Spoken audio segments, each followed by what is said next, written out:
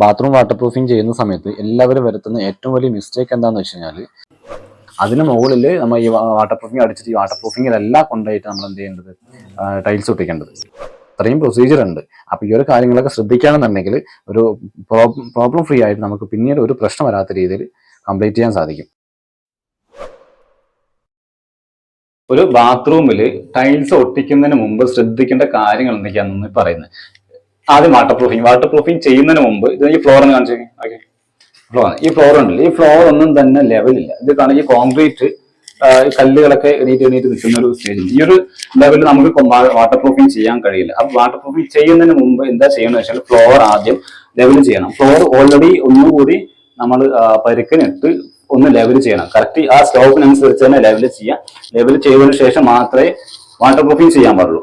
പിന്നെ വേറൊരു കാര്യം കൂടി ശ്രദ്ധിക്കേണ്ട കാര്യം, ഈ ഒരു ട്രാപ്പ് കണ്ടല്ലേ, ഈ ഒരു ട്രാപ്പാണ് ഏറ്റവും വലിയ ശ്രദ്ധിക്കേണ്ട ഒരു കാര്യം. എന്താണ്, ഒരു ബാത്റൂമിൽ ലീക്കേജ് വരുന്നതിന്റെ ഏറ്റവും ഇമ്പോർട്ടന്റ് ഒരു ഘടകം എന്ന് പറയുന്നത് ഈ ഒരു ട്രാപ്പിന്റെ ഒരു ഏരിയ.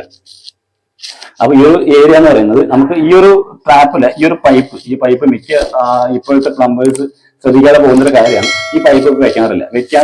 വെക്കാതിരുന്ന എന്താ പ്രശ്നം ചോദിച്ചു കഴിഞ്ഞാൽ, ഇതിപ്പോ ഇല്ലാന്ന് ഞാൻ അത് നോർമൽ ഇവിടെ മട്ടി അല്ലെങ്കിൽ പെറുക്കാൻ ഇട്ട് കഴിഞ്ഞാൽ ഈ ഒരു ഹൈറ്റ് ആയിരിക്കും ഉണ്ടാവുക. സൂം ചെയ്തെന്നെ ഒന്ന് കാണിച്ചു. അടുത്ത ഈ ഒരു ഹൈറ്റിൽ മട്ടി ഇട്ട് കഴിഞ്ഞാൽ ഈ ഗ്യാപ്പ് വരും. ഇവിടെ മട്ടി ഇട്ട് കഴിഞ്ഞാൽ ഈ ഒരു ഗ്യാപ്പ് വരും. ഈ ഗ്യാപ്പ് നമ്മൾ എന്ത് ചെയ്യാന്ന് വെച്ചാൽ ലീക്കേജ് ഇൻ കേസ് വന്നു കഴിഞ്ഞാൽ വെള്ളം ലീക്കേജ് ആവുകയാണെങ്കിൽ ഈ ഗ്യാപ്പിൽ കൂടി ലീക്കേജ് വരും. ആ മൊത്തത്തിൽ സ്പ്രെഡ് ആവും. അതാണ് മിക്ക വീടുകളിലും സംഭവിക്കുക ലീക്കേജിന്റെ ഏറ്റവും വലിയ പ്രശ്നം എന്ന് പറയുന്നത്. അപ്പൊ അത് ഉണ്ടാവാതിരിക്കണമെങ്കിൽ ഈ ഒരു പൈപ്പിന്റെ പീസ് എന്തായാലും മസ്റ്റ് ആയിട്ട് വെച്ചിരിക്കണം. ഇത് വെച്ചതിന് ശേഷം ഫ്ലോർ ലെവൽ ചെയ്യുക. ഫ്ലോർ ലെവൽ ചെയ്ത് ഒന്നുകൂടി ഞാൻ പറഞ്ഞ പോലെ ഫ്ലോർ ലെവൽ ചെയ്ത് വാട്ടർ പ്രൂഫിങ് ചെയ്യണം.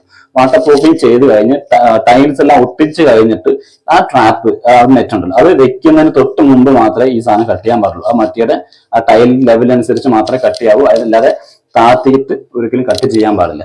അതൊരു ശ്രദ്ധിക്കേണ്ട ഒരു കാര്യമാണ്. അതുപോലെ തന്നെ ആ പൈപ്പ് കട്ട് ചെയ്യുന്ന സമയത്ത് കരണ്ടി കൊണ്ടോ അല്ലെങ്കിൽ ചുറ്റി കൊണ്ടോ തല്ലിപ്പൊട്ടിക്കാതെ കട്ടർ വെച്ചോ അല്ലാന്നുണ്ടെങ്കിൽ ഒരു ആക്സോ ബ്ലേഡ് ഉപയോഗിച്ചാണ് കറക്റ്റായിട്ട് കട്ട് ചെയ്യാൻ. അല്ലാന്നുണ്ടെങ്കിൽ പൊട്ടി പോയി കഴിഞ്ഞാൽ പൊട്ടൽ ചിലപ്പോൾ പൈപ്പിന്റെ അടിയിലേക്ക് ഇറങ്ങും. അങ്ങനെ ലീക്കേജ് വരാനും സാധ്യതയുണ്ട്. ഫ്ലോർ ലെവൽ ചെയ്തതിനു ശേഷം 2-3 ദിവസം നല്ലപോലെ നനഞ്ഞ് ഉണങ്ങിയതിനു ശേഷമാണ് ബാക്കി പ്രൊസീജിയർ ചെയ്യുന്നത്. പിന്നെ ഇവിടെ ഫൈബർ മെഷ് വെച്ചിട്ടാണ് വാട്ടർ പ്രൂഫിങ് ചെയ്യുന്നത്. ആക്ച്വലി അതിന്റെ ആവശ്യം ശരിക്കില്ല. അപ്പോൾ നമുക്ക് നോർമലി ഫൈബർ മെഷീൻ ഇല്ലാതെ തന്നെ നോർമലി വാട്ടർ പ്രൂഫിങ് ചെയ്യാവുന്നതാണ്. ഇവിടെ ഹൗസ് ഓണർ വെക്കണം എന്നുള്ള ഒരു ആവശ്യപ്രകാരമാണ് ഇതങ്ങനെ ചെയ്തിരിക്കുന്നത്. ഇൻ കേസ് വെക്കുകയാണെങ്കിൽ തന്നെ ഫൈബർ മെഷ് വെച്ച് ചെയ്യുകയാണെങ്കിൽ തന്നെ ആ ചുമരിന്റെ കോർണറിൽ ഏറ്റവും താഴെ ഭാഗത്തുള്ള കോർണറുകളിൽ മാത്രം വെച്ചാലും മതിയാവും. ഇവിടെ ഫുള്ളായിട്ട് വെക്കണമെന്ന് പറഞ്ഞതുകൊണ്ടാണ് ഇങ്ങനെ ചെയ്തിരിക്കുന്നത്. നോർമലി ഇതിന്റെ ആവശ്യമില്ല. വാട്ടർ പ്രൂഫിങ് ചെയ്യുന്ന ഏരിയയിൽ കംപ്ലീറ്റ് ആയിട്ട് ഫൈബർ മെഷ് വെച്ചത് കൊണ്ട് ഡയറക്റ്റ് ആയിട്ട് അതിൽ വാട്ടർ പ്രൂഫിങ് ചെയ്യാൻ കഴിയില്ല. കാരണം അത് അത്ര നീങ്ങിപ്പോവും. അപ്പോൾ അതുകൊണ്ട് ആ ഒരു പ്രശ്നമുള്ളത് കൊണ്ട് അഡസീവ് വളരെ ലൂസ് ആക്കിയിട്ട് തന്നെ എന്ത് ചെയ്യുക, ഈ ഫൈബർ മെഷീനിൽ ഫുള്ളായിട്ട് ഒന്ന് അപ്ലൈ ചെയ്ത് നല്ലതുപോലെ ഒന്ന് ലൈറ്റ് തിന്നായിട്ടൊന്ന് അപ്ലൈ ചെയ്തതിന് ശേഷം ഉണങ്ങിയതിന് ശേഷം പിറ്റേ ദിവസമാണ് വാട്ടർ പ്രൂഫിങ് ചെയ്യാൻ സ്റ്റാർട്ട് ചെയ്തത്. അല്ലാതെ മെഷീനിൽ ഡയറക്റ്റായിട്ട് അത് വാട്ടർ പ്രൂഫിങ് ചെയ്യുന്ന സമയത്ത് കുറച്ച് കൂടുതൽ, നേരത്തെ പറഞ്ഞ പോലെ കുറച്ച് കൂടുതൽ ഉള്ളത് കൊണ്ട് തന്നെ അത് കവർ ചെയ്ത് വരാനായിട്ട് മെഷീൻ ഫുൾ കംപ്ലീറ്റ് ആയിട്ട് കവർ ചെയ്യാനായിട്ട് ഒരുപാട് മെറ്റീരിയൽ ആവശ്യമായിട്ട് വരുന്നുണ്ട്. അപ്പോൾ ഇങ്ങനെ ചെയ്യുന്നത് വഴി മെഷീൻ അവിടെ സ്ട്രോങ് ആയി നിൽക്കുകയും ചെയ്യും. അപ്പോൾ അതിന് ഒരു ലെയറായിട്ട് തന്നെ കിട്ടുകയും ചെയ്യും. അപ്പോൾ ആ ഒരു ഉപയോഗം കൂടി ഇതിനകത്തുണ്ട്. ഡോക്ടർ ഫിക്സിറ്റിൻ്റെ പിഡിഫിൻ 2K എന്ന പ്രൊഡക്റ്റാണ് ഇവിടെ യൂസ് ചെയ്തിരിക്കുന്നത്. അത് മിക്സ് ചെയ്യുന്ന സമയത്ത് അതിൻ്റെ കൺസിസ്റ്റൻസി കറക്റ്റായിട്ട് മെയിൻറ്റെയിൻ ചെയ്യാൻ ശ്രദ്ധിക്കുക. ഒരുപാട് ലൂസായി പോകാനോ അല്ലെങ്കിൽ ഒരുപാട് ടൈറ്റായി പോകാതെ അത് ശ്രദ്ധിക്കുക. അതുപോലെ തന്നെ ഇത് മിക്സ് ചെയ്യുന്ന സമയത്ത് നമ്മുടെ സേഫ്റ്റി പ്രധാനമായിട്ടും ശ്രദ്ധിക്കണം. കാരണം ഇത് മിക്സ് ചെയ്യുന്ന സമയത്തൊക്കെ ചിലപ്പോൾ കണ്ണിലേക്കോ അല്ലെങ്കിലൊക്കെ തെറിക്കാനൊക്കെ സാധ്യതയുണ്ട്. പരമാവധി പറ്റുമെങ്കിൽ ഒരു സേഫ്റ്റി ഗ്ലാസ്സോ അതുപോലെ തന്നെ ഗ്ലൗസ് കാര്യങ്ങളൊക്കെ യൂസ് ചെയ്തിട്ട് ചെയ്യാൻ ശ്രദ്ധിക്കുക. ബാത്റൂം വാട്ടർ പ്രൂഫിങ് ചെയ്യുന്ന സമയത്ത് എല്ലാവരും വരുത്തുന്ന ഏറ്റവും വലിയ മിസ്റ്റേക്ക് എന്താണെന്ന് വെച്ച് കഴിഞ്ഞാൽ വാളിലും അതുപോലെ തന്നെ ഫ്ലോറിലും കംപ്ലീറ്റ് കോട്ടും അടിച്ച് ഫിനിഷ് ചെയ്യും. ആദ്യമേ തന്നെ 2-3 കോട്ട് അടിച്ച് അതിൽ ഫിനിഷ് ചെയ്യും. എന്നിട്ടായിരിക്കും ടൈൽസ് വർക്ക് സ്റ്റാർട്ട് ചെയ്യുക.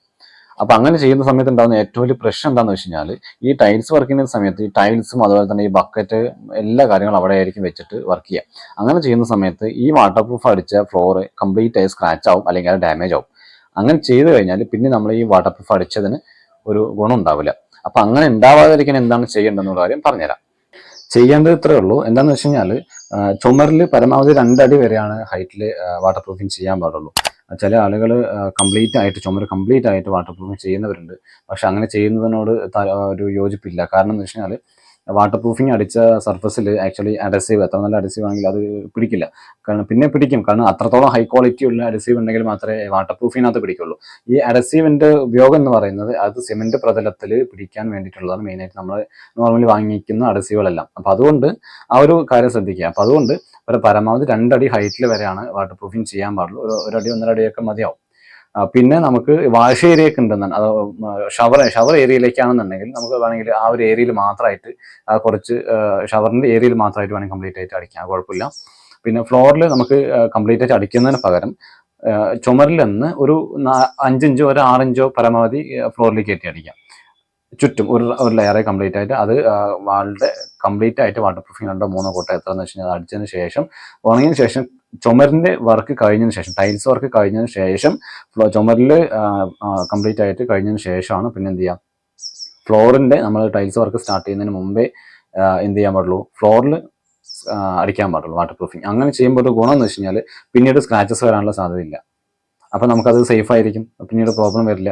അപ്പൊ അങ്ങനെ ചെയ്യുമ്പോൾ പിന്നീട് എന്ത് ചെയ്യുക, വാട്ടർ പ്രൂഫിങ് അടിച്ചത് ഉണങ്ങിയതിന് ശേഷം പിന്നെ വേണം നമുക്ക് ഒരു ലെയർ കൂടി നമ്മൾ എന്ത് ചെയ്യണം, നമ്മളത് ഫ്ലോർ ലെവൽ ചെയ്യണം. അതായത് പരുക്കിനിട്ടിട്ട് ലെവൽ ചെയ്ത് ഉണങ്ങിയതിന് ശേഷമാണ് ആ ഫ്ലോറിലാണ്, അതായത് സിമെന്റ് പ്രതലത്തിലാണ് നമ്മൾ ടൈൽസ് ഒട്ടിക്കേണ്ടത്. അല്ലാതെ ഈ ഞാൻ നേരത്തെ പറഞ്ഞ പോലെ നമ്മൾ ഒരു പ്രാവശ്യം ലെവൽ ചെയ്തിട്ടുണ്ടായിരുന്നു, അതിന് മുകളിൽ നമ്മൾ ഈ വാട്ടർ പ്രൂഫിങ് അടിച്ചിട്ട് ഈ വാട്ടർ പ്രൂഫിങ്ങിലെല്ലാം കൊണ്ടുപോയിട്ട് നമ്മൾ എന്ത് ചെയ്യേണ്ടത്, ടൈൽസ് ഒട്ടിക്കേണ്ടത്. അപ്പൊ ആ ഒരു കാര്യം ശ്രദ്ധിക്കുക. ഈ വാട്ടർ പ്രൂഫിങ് അടിച്ചതിന് ശേഷം ഉണങ്ങിയതിന് ശേഷമാണ് എന്ത് ചെയ്യേണ്ടത്, ഒരു പ്രാവശ്യം കൂടെ നമ്മൾ പരുക്കനിട്ടിട്ട് ലെവൽ ചെയ്യാനുണ്ട്, അതിന് ശേഷമാണ് ടൈൽസ് ഒട്ടിക്കുന്നത്. അപ്പൊ ഇത്രയും പ്രൊസീജിയർ ഉണ്ട്. അപ്പൊ ഈ ഒരു കാര്യങ്ങളൊക്കെ ശ്രദ്ധിക്കുകയാണെന്നുണ്ടെങ്കിൽ ഒരു പ്രോബ്ലം ഫ്രീ ആയിട്ട് നമുക്ക് പിന്നീട് ഒരു പ്രശ്നം വരാത്ത രീതിയിൽ കംപ്ലീറ്റ് ചെയ്യാൻ സാധിക്കും. പിന്നെ ഒരു കാര്യം കൂടി ശ്രദ്ധിച്ചാൽ നല്ലതാണ്. ഇപ്പൊ ഫ്ലോറിലേക്കോ അല്ലെങ്കിൽ വാളിലേക്കൊക്കെ നമ്മൾ C1 C2 ഗ്രേഡോ ഒക്കെയാണ് യൂസ് ചെയ്യുന്നതെന്നുണ്ടെങ്കിൽ ഈ ബാത്റൂമിൽ ഈ വാട്ടർ പ്രൂഫിങ് അടിച്ച ഏരിയയിലേക്ക് കുറച്ചുകൂടി ഗ്രേഡ് കൂടിയിട്ടുള്ള അഡസീവ് എടുക്കാൻ ശ്രദ്ധിക്കുക. അതായത് ഇപ്പോൾ ഒരു C3 ഗ്രേഡോ അല്ലെങ്കിൽ അതിന് മുകളിലേക്ക് എടുക്കുകയാണെങ്കിലും കുഴപ്പമൊന്നുമില്ല. അങ്ങനെ ആകുമ്പോൾ എന്താ ഗുണം ചോദിച്ചു കഴിഞ്ഞാൽ കുറച്ചുകൂടി നമുക്കൊരു ലൈഫ് കിട്ടും അതിനകത്ത്. അപ്പൊ ആ ഒരു കാര്യം ഒന്ന് ശ്രദ്ധിക്കാം. അപ്പോൾ ഇത്രയൊക്കെയാണ് ഇന്നത്തെ വീഡിയോ. നിങ്ങളുടെ അറിവിൽ ആരെങ്കിലും വീട് പണി ചെയ്യുന്നുണ്ട് എന്നുണ്ടെങ്കിൽ അവർക്ക് തീർച്ചയായും ഈ വീഡിയോ ഷെയർ ചെയ്ത് കൊടുക്കുക. കാരണം ടൈൽസ് ഒട്ടിക്കുന്നതിന് മുമ്പ് ഇമ്പോർട്ടൻ്റ് ആയിട്ട് ശ്രദ്ധിക്കേണ്ട കാര്യമാണ് വാട്ടർ പ്രൂഫിംഗ് എന്ന് പറയുന്നത്. കാരണം അല്ല എന്നുണ്ടെങ്കിൽ ഈ കാര്യം ശ്രദ്ധിച്ചില്ല എന്നുണ്ടെങ്കിൽ എത്ര വലിയ വീട് ലക്ഷങ്ങൾ മുടക്കി വീട് പണി ചെയ്താലും ആ വീട് നാശമായി പോകുന്നതിന് ഏറ്റവും വലിയൊരു ഇമ്പോർട്ടൻ്റ് ആയിട്ടുള്ള ഘടകം ആ ബാത്റൂമിലെ വാട്ടർ ലീക്കേജ് ആണ്. അപ്പോൾ ഇത്രയും ഇമ്പോർട്ടൻ്റ് ആയിട്ടുള്ള കാര്യങ്ങൾ നിങ്ങളുടെ അറിവിലേക്കും അതുപോലെ തന്നെ മറ്റുള്ളവരുടെ അറിവിലേക്കും ആയിട്ട് ഷെയർ ചെയ്ത് കൊടുക്കുക. അതുപോലെ തന്നെ ഈ വീഡിയോ ഇഷ്ടമായാലും ലൈക്ക് ചെയ്യുക. സബ്സ്ക്രൈബ് ചെയ്യാത്തവരുണ്ടെങ്കിൽ ചാനൽ സബ്സ്ക്രൈബ് ചെയ്ത് വെക്കുക. ഇതേപോലുള്ള നിരവധി ഇൻഫോർമേറ്റീവ് ആയിട്ടുള്ള വീഡിയോകൾ ഇനി വരും ദിവസങ്ങളിലും അതുപോലെ തന്നെ ചാനലിൽ ഓൾറെഡി അപ്ലോഡ് ചെയ്തിട്ടൊക്കെ ഉണ്ട്.